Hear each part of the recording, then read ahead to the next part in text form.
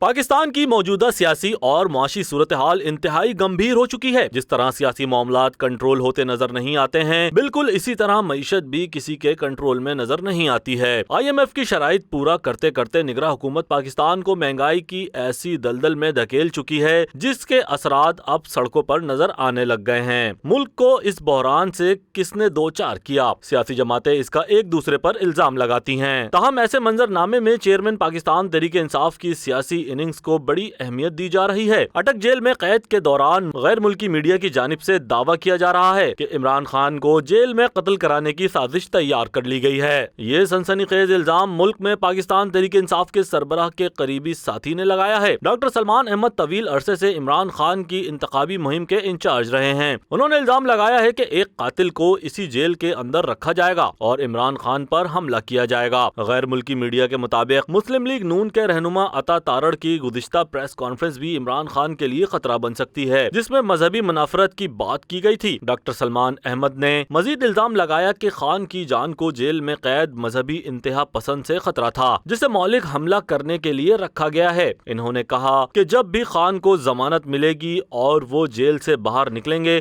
تو ان پر حملہ کیا جائے گا۔ رپورٹ کے مطابق 70 سالہ لیڈر نے اپنی قانونی ٹیم کے ساتھ گفتگو میں کچھ دلچسپ انکشافات کیے ہیں۔ وہ توشہ خانہ کیس میں اپنی سزا کی معطلی کے بعد صورتحال میں تبدیلی سے خوش ہیں اور اب انہیں کچھ اضافی سہولیات دی گئی ہیں۔ PTI کے سربراہ نے کہا کہ انہوں نے اپنی اسلامی کتابیں پڑھ لی ہیں اور اپنی قانونی ٹیم سے کہا ہے کہ وہ انہیں سیاسی تاریخ پر مضامین بھیجیں۔ یہ پتہ چلا ہے کہ ان کے پاس ایک ٹیلی ویژن سیٹ تھا جس پر صرف سرکاری PTV چینل دیکھا جا سکتا تھا، لیکن وہ اسے عموماً نہیں دیکھتے تھے۔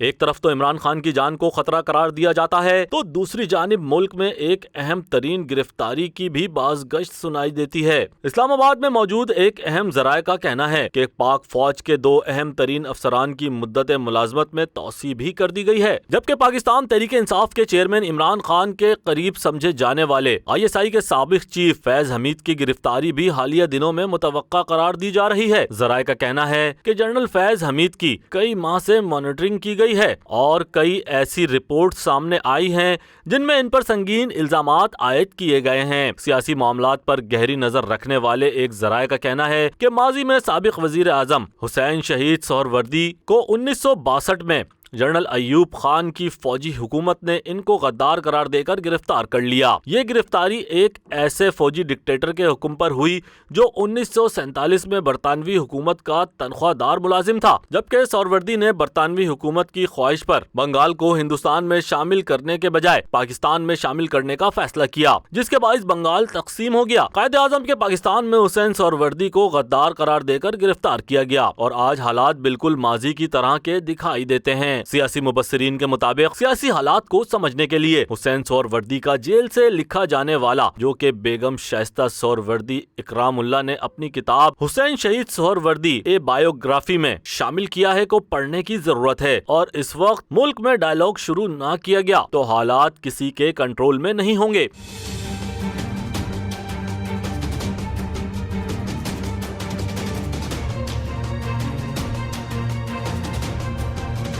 دوسری جانب ایوان صدر میں جمعے کو ہونے والی ملاقاتوں کے حوالے سے قومی منظر نامے میں قیاس آرائیاں بڑھنے لگی ہیں۔ ایوان صدر ذرائع تصدیق کرتے ہیں کہ جمعے کو صدر کی 2 اہم شخصیات سے ملاقات ہوئی۔ اس ملاقات کے دوران ایوان صدر کا 4تھ فلور، جہاں صدر مملکت کا آفس چیمبر ہے، کسی کو بھی آمد و رفت کی اجازت نہیں تھی۔ ایوان صدر کے عملے کو بھی روک دیا گیا تھا۔ 3 بڑوں کی اس ملاقات میں کیا ہوا، اس حوالے سے ایوان صدر یا کسی دوسرے ذریعے سے کوئی بیان یا اعلامیہ جاری نہیں کیا گیا، لیکن ان ملاقاتوں کے بعد قیاس آرائیوں کا ایک طوفان برپا ہو گیا ہے۔ کچھ لوگ امکان ظاہر کر رہے ہیں کہ صدر پاکستان آئندہ 72 گھنٹے میں الیکشن کی تاریخ کا اعلان کر سکتے ہیں۔ یہ بھی کہا جا رہا ہے کہ الیکشن کی تاریخ مقرر کرنے کے لیے صدر نے چیف الیکشن کمشنر کو خط لکھا تھا، لیکن الیکشن کمشنر نے ایوان صدر جانے سے معذرت کر لی تھی اور ایوان صدر پر واضح کر دیا تھا کہ الیکشن ایکٹ 2017 آرٹیکل 57 کے مطابق الیکشن تاریخ مقرر کرنے کا اختیار کمیشن کے پاس ہے۔ صدر نے وزارت قانون سے رائے طلب کی تو وزارت قانون کا بھی یہی جواب تھا، جس کے بعد کہا جا رہا ہے کہ صدر آئین کے آرٹیکل 58 کے مطابق الیکشن کی تاریخ کا اعلان کر سکتے ہیں، اس لیے جمعے کی ملاقات اسی تناظر کے حوالے سے اہمیت کی حامل تھی۔